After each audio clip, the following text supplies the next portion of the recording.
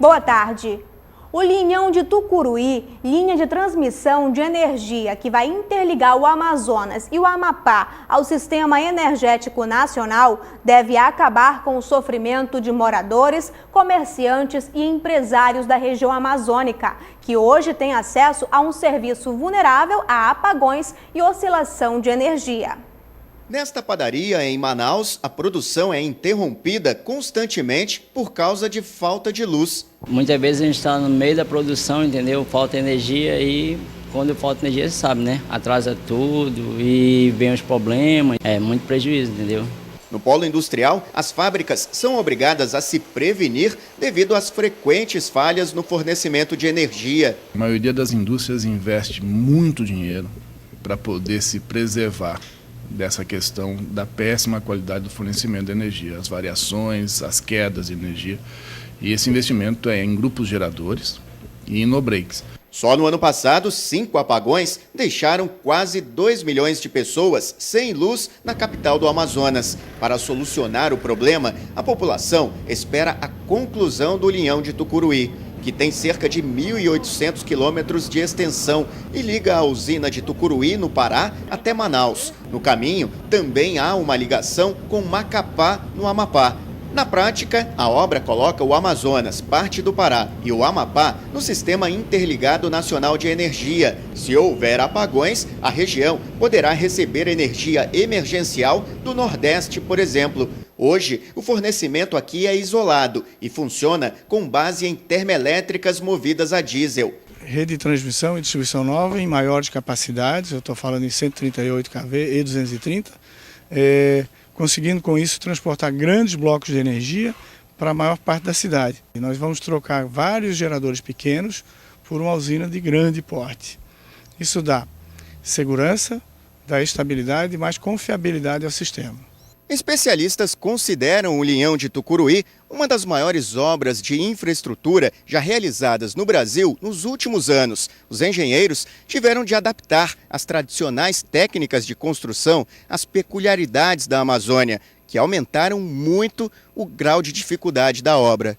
Em vários trechos, a linha foi construída em áreas alagadas. Neste ponto, foi necessário colocar 2 torres gigantes nas margens do rio Amazonas, cada uma com mais de 300 metros de altura. De Oriximiná até Itapiranga foi única e exclusivamente em cima de água. Foi um desafio muito grande, né, fazer essa obra na floresta amazônica, com o qual a gente fica muito orgulhoso de ter podido participar desse empreendimento. A fase de testes já começou e o linhão, que custou cerca de 3 bilhões de reais, deve ser ativado no início do segundo semestre. Boa Vista também deve entrar no sistema. Hoje, a capital de Roraima recebe energia da Venezuela e também sofre com apagões. A Amazonas vai fazer parte do Sistema Interligado Nacional. O que isso quer dizer? Que você tem uma energia limpa, você tem uma energia com estabilidade, aonde poste, com esse tipo de energia, atrair investimentos. O ministro do Trabalho e Emprego, Manuel Dias, está em Manaus. Ele cumpre a agenda oficial como representante da presidente Dilma Rousseff em uma conferência nacional dos auditores fiscais, mas aproveita para conhecer de perto o polo industrial. O ministro Manuel Dias desembarcou no início da tarde no Aeroporto Internacional Eduardo Gomes. Há pouco mais de 2 meses, à frente do Ministério do Trabalho e Emprego, Manuel Dias cumpre a agenda hoje e amanhã na capital. Entre os compromissos, visitar o Polo Industrial de Manaus. Eu vou visitar a superintendência, visitar algumas indústrias, porque é muito importante para o país essa Zona Franca, que gera mais de 100 mil empregos diretos, mais de 600 mil empregos indiretos, e nessa campanha de geração de novos espaços, né, para os trabalhadores brasileiros, é importante que a gente se intere bem. A visita do ministro à capital pode reiterar o compromisso do governo federal com o modelo Zona Franca. É importante essa discussão para a Zona Franca de Manaus, é importante, mas eu creio que a maioria do país, e por via de consequência, a maioria do Senado que representa os estados, entende bem da importância da Amazônia, da preservação do meio ambiente, da importância que tem a Zona Franca nessa preservação. Então, o Senado certamente vai tomar posição que não prejudique, pelo contrário, beneficie a continuidade e a permanência da Zona Franca de Manaus. No sábado, o principal compromisso é a participação na abertura da 24ª Conferência da Associação Nacional dos Auditores Fiscais da Receita Federal do Brasil. Eu sou auditor fiscal também e amanhã eu participo com meus companheiros, meus parceiros desse movimento e dessa promoção. 3 mulheres foram presas nesta manhã no porto de Manaus, transportando 40 quilos de maconha prensada em malas. A prisão foi feita por policiais da Delegacia Fluvial por volta de 6 horas da manhã, nas proximidades do porto de Manaus, depois de um patrulhamento de rotina.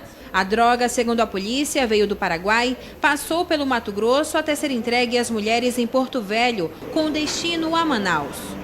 Águida Ferreira Pimentel, de 39 anos, Isabela Costa da Silva, de 21 anos, e Ana Paula da Silva, também de 21 anos, transportavam aproximadamente 40 quilos de maconha prensada nestas malas.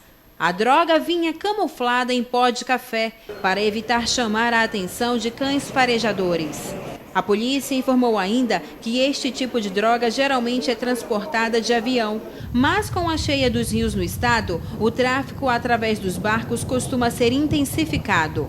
Especialmente nesse período agora de junho em diante, que são metade de ano, né, próximo de férias, então, e a polícia está fazendo esse trabalho dioturnamente na operação da Força Tarefa, da SEAI, da Delegacia Fluvial, e toda a polícia está fazendo essa atividade nas áreas de Manaus.